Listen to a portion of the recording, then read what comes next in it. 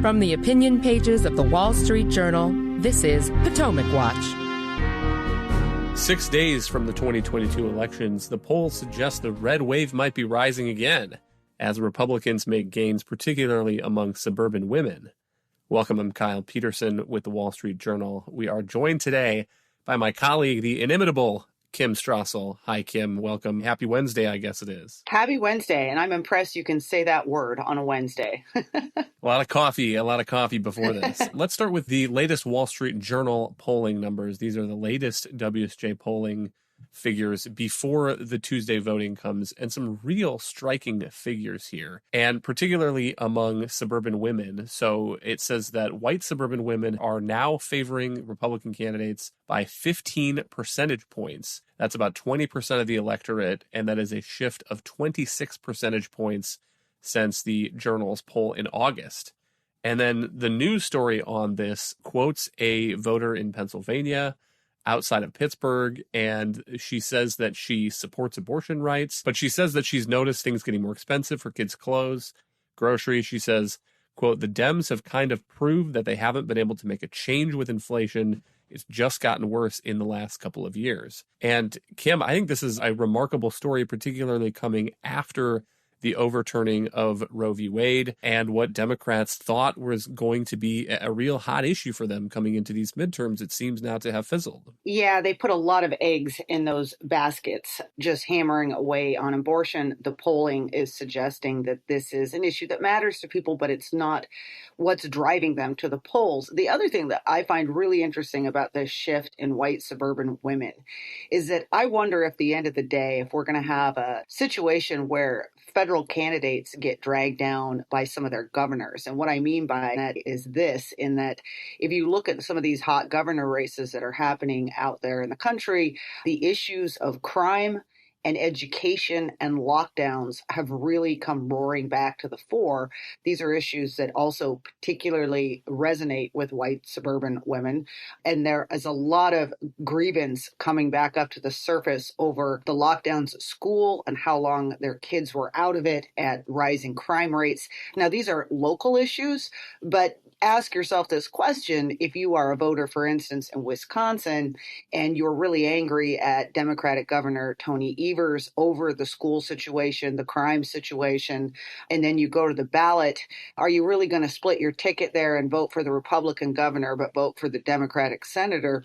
It's rare to see that happen. And so oftentimes it's federal candidates that drag down local candidates, but we could have an interesting scenario here where local politics ends up hurting some of the Democrats on the national ballot. And it's true that the trends are against the party that is in the White House already. And so President Biden is swimming against that historical tide, I guess, is one way to put it. But I don't really understand some of the political advice that he seems to be getting, because what appears to be on most voters' minds are these inflation figures, these gas prices at the pump, prices at the grocery store.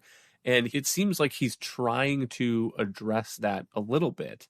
And one thing that I'll point to is on Monday, he said this: "Oil companies' record profits today are not because they're doing something new or innovative. Their profits are a windfall of war, the windfall from the brutal conflict that's ravaging Ukraine and hurting tens of millions of people around the globe. At a time of war, any company receiving historic windfall profits like this has a responsibility to act beyond their narrow self-interest of its executives and shareholders." And then he went on to say that they're going to pay a higher tax on their excess profits and face other restrictions, promising that his team would work with Congress to look at options on that. And Kim, I still don't understand that if this is President Biden's best effort, once again, we're 6 days from the election, to get people to understand that he's trying to do something about the gas prices. But this windfall profits tax, I think, is not a real economic winner. President Carter put on a windfall profits tax during the oil embargo. And there's some research on it. Congressional Research Service estimate that it reduced U.S. oil production by between 1.2% and 8% from 1980 to 1988, and also raised less revenue than it was expected to raise to boot. And so, Kim, I still don't understand why he won't make any sort of turn on fossil fuels and say, we do need more gas, we do need more oil, we need to get these prices down for people who are seeing the inflation figures and they're hurting. We're 6 days from the election, and he still seems unable to say that. Yeah, the one word answer to that is progressives. And this is going to be the legacy of this presidency. He has had infinite opportunity to say things that would actually supply a more positive economic message and send a signal to voters that he actually is prepared to do something. What you just mentioned is one on the energy front.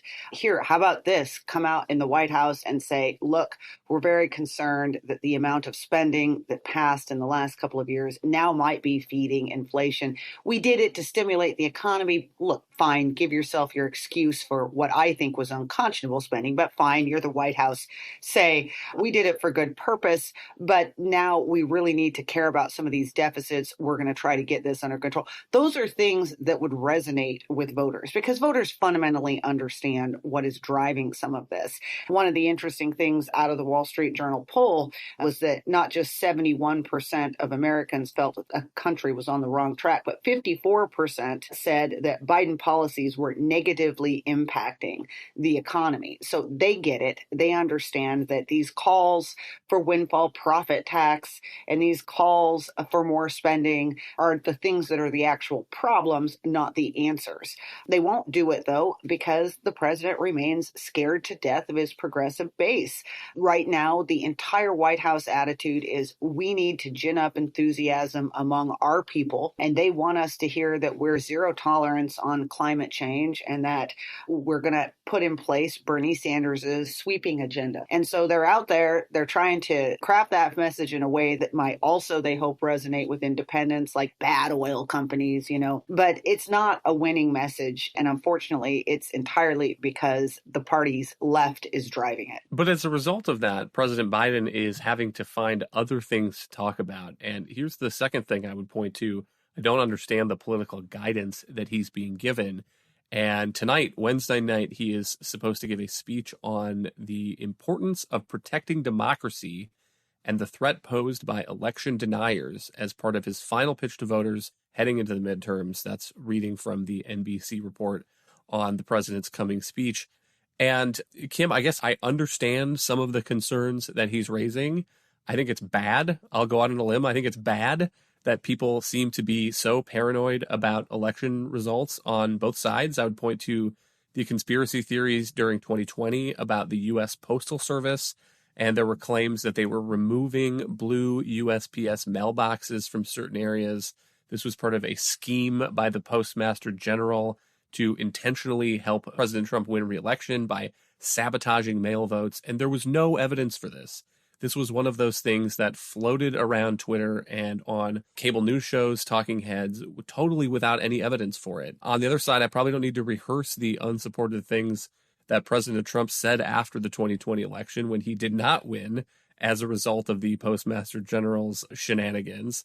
And he's still saying that kind of stuff. I think that's a problem, but I don't think that's the problem that most voters will have on their minds when they pick their kids up from school on Tuesday and go to the grocery store and buy something for dinner or for, the next week of school lunches, and then stop on their way home and go to the voting booth to cast their ballot. Yes, this is what the White House is missing. Again, we were just talking about how it refuses to shift it all on policy. It decided to stand on abortion, try to avoid the economy. Now it's going to come down as on the people that they say are doing bad things.